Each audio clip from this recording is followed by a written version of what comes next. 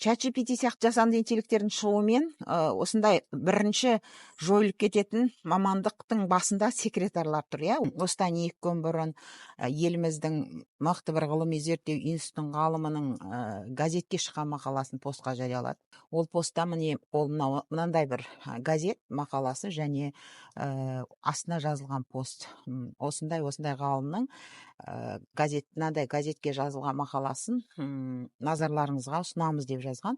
Бұның стилі де сол бұрынғы назарларыңызға ұсынамыз деп жазып қойшы еді ғой, сол сияқты. Газеттегі ол мақаланы емес, мен мысал үшін мынадай бір басқа газеттің мақаласын алдым. Мен қазір көрсетемін осыны қалай жазуға болады. Бірнеше секундта. Осы газеттің немесе кітаптың бетіндегі мына плюс деген ChatGPT-ге жүктейміз. Плюспен галереяға шығып жүктеп аламыз. Содан кейін астына не керек соны жазамыз, нені қалаймыз. Мысалы, осы тек мәтінді қысқаша жазшы, немесе осы мәтінді абзацтарға бөліп жазшы, немесе осыны Facebook, Instagram деген сияқты пост ретінде қызықты қарапайым тілде жазшы, немесе академиялық стильде жазшы деп жазып аламыз. Сол кезде бізге осына мәтін бірнеше секундта дайындап береді.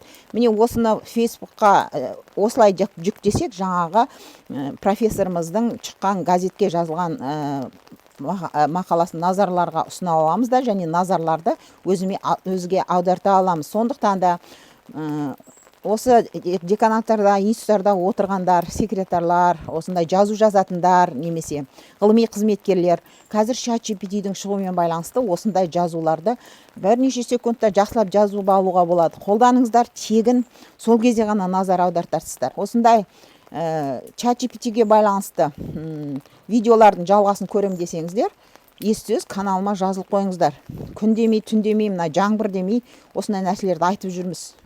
Пайдаланыңыздар. Ондай жұмысты кезінде бізде істегенбіз. Ректордың жазуына дейін жазып беретінбіз. Бірақ қазір бұның бәрін ChatGPT-ге істетуге болады бірнеше секундтың ішінде.